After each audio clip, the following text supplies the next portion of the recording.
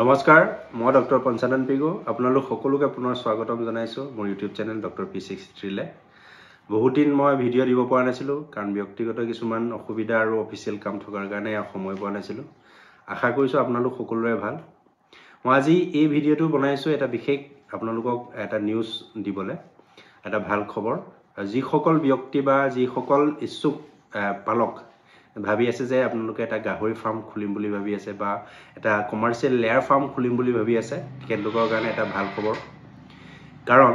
CM flagship যেটো programme সেই প্ৰগ্ৰামটো আৰু 6 মাহলৈ এক্সটেন্ড হৈছে গতিকে আপোনালোকক মই আজি কম এই সিএম ফ্লেগশিপ প্ৰগ্ৰামটোৰ আঁচনিত কি আপোনালোকে সুবিধা গ্ৰহণ কৰিব পাৰিব তাৰ বিষয়ে অবিশেষ জনাম আৰু এটা সাবসিডি আছে এই সাবসিডি এমাউন্টত আপোনালোকে লোন লৈ পিনি এটা ফাৰ্মিং ষ্টাৰ্ট কৰিব পাৰিব আৰু কিমান % সাবসিডি আছে আপোনালোকে কেনেকৈ সেই লোন এভেল কৰিব পাৰিব সেই ডিটেইলছখিনি ডিটেইলছ আপোনালোকক মই আজি এই ভিডিঅ'টিৰ জৰিয়তে জনাম গতিকে আপোনালোকক অনুৰোধ কৰিম আপোনালোকে ভিডিঅ'টি এখলৈ চাব আৰু যদি প্ৰয়োজন বোধ কৰে তেতিয়া হলে নিশ্চয় শেয়াৰ কৰিব আমাৰ ভেটেৰিনাৰী ডিপাৰ্টমেন্টৰ Assam livestock and poultry corporation limited এটা এক্সপ্ৰেছ অফ ইন্টাৰেষ্ট জাৰি কৰিছে যোৱা 15 ফেব্ৰুৱাৰী 2024 চনত যে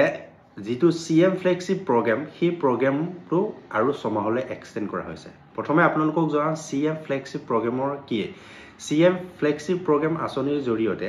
অসমত গাহৰি মাংস আৰু কণী উৎপাদনৰ ক্ষেত্ৰত যেটো আমাৰ অসমৰ ডিমান্ড চাহিদা পূৰণৰ ক্ষেত্ৰত অৰিহণা যোগোৱা আৰু লগতে আমাৰ বহিৰাজ্যলৈ সুবুৰীয়া বহিৰাজ্যলৈ গাহৰি মাংস আৰু কণী আপোনাৰ এক্সপোৰ্ট কৰা আৰু হি ফ্লেগশিপ প্ৰগ্ৰামৰ জৰিয়তে যি সকল ইচ্ছুক নিবনুৱা যুৱক যুৱতী বা এটা যেটো ইন্টাৰেষ্টেড ফাৰ্মাৰ্স আছে যি সকলে এটা ফাইনান্সিয়াল প্ৰবলেমৰ কাৰণে এটা ফাৰ্মিং কৰিব পৰা নাই তেখেতলোকৰ কাৰণে এটা ভাল খবৰ কাৰণ সেই আঁচনিৰ জৰিয়তে তেখেতলোকক এটা সাবসিডি ৰেটত এটা লোন এমাউন্ট দিব গতিকে মই আপোনালোকক জনাম যে এই আঁচনি আপোনালোকে কেনেকৈ এপ্লাই কৰিব আৰু ক'ত যোগাযোগ কৰিব সেই ডিটেইলছখিনি ডিটেইলছ জনাম প্ৰথমে আপোনালোকক জনাইছো যে এই সিএম ফ্লেগশিপ আঁচনিৰ পোল্ট্ৰি সেক্টৰত আপোনাৰ কি ধৰণৰ কিমান এমাউন্ট আপোনালোকে লোন পাব আৰু তাৰ সাবসিডি কিমান আছে আৰু গোটেই অসমত কিমানটা ইউনিট তেনেকুৱা পোল্ট্ৰি ইউনিটৰ কাৰণে গ্ৰান্ট কৰিব সেই লোন সেই বিষয়ে আপোনালোকক জনাম প্ৰথমে চাও কমাৰ্শিয়েল লেয়াৰ ইউনিটৰ 500 লেয়াৰছৰ কাৰণে তাৰ ইন্ডিকেটিভ কষ্ট যেটো আছে এমাউন্টটো আছে 3,90,000 আৰু তাৰ সাবসিডি পাব 1,95,000 আৰু 196 টা ইউনিটস অসমত পাব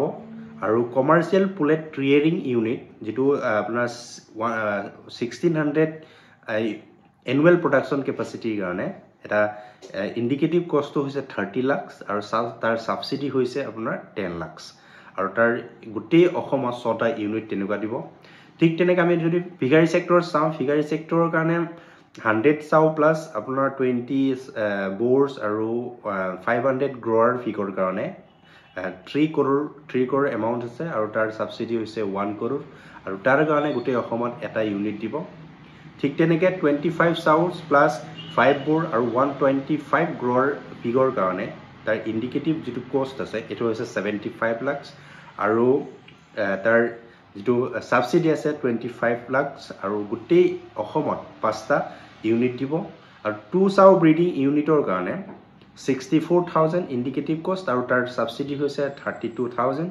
আৰু গোটেই অসমত 356 অৰ্থাৎ 356 টা ইউনিটস দিব আৰু 2 ফিক ফেটেনাৰৰ কাৰণে যেটো ইন্ডিকেটিভ কষ্ট আছে 32,000 আৰু তাৰ সাবসিডি হৈছে 16,000 আৰু তাৰ গোটেই অসমত 256 টা ইউনিট দিব কিন্তু ইয়াতে বিশেষ এই আঁচনিত বিশেষকৈ প্ৰাধান্য গাহৰি সেক্টৰৰ ক্ষেত্ৰত বা পিগাৰী সেক্টৰৰ ক্ষেত্ৰত বিশেষকৈ প্ৰাধান্য দিব যোৰহাট ডিস্ট্ৰিক্ট গোলাঘাট ডিস্ট্ৰিক্ট শিৱসাগৰ লখিমপুৰ ধেমাজি চৰাইদেউ আৰু ডিব্ৰুগড় ডিস্ট্ৰিক্ট সেই কিখন ডিস্ট্ৰিক্টক প্ৰথমে প্ৰাধান্য দিব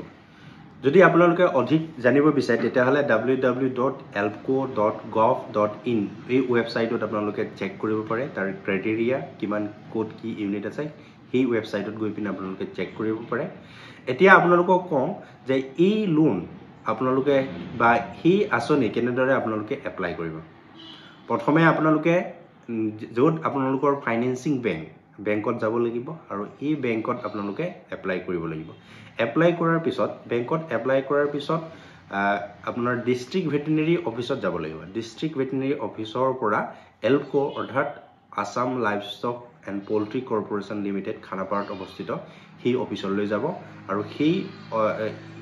এনেদৰে আপোনালোকে এপ্লাই কৰিব লাগিব গতিকে আপোনালোকে প্ৰথমে য'ত আপোনাৰ একাউণ্ট আছে সেই একাউণ্ট থকা বেংকত আপোনালোকে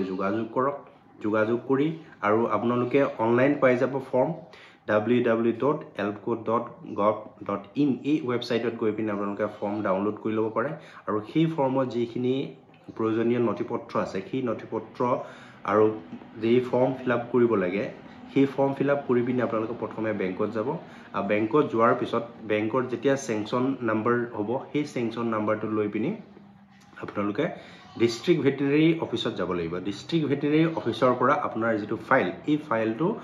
এলকো অৰ্থাৎ Assam livestock and poultry corporation limited খানাপাৰাত থকা অফিচলৈ ফৰৱাৰ্ড কৰিব সেই মতে আপোনালোকে এপ্লাই কৰিব পাৰে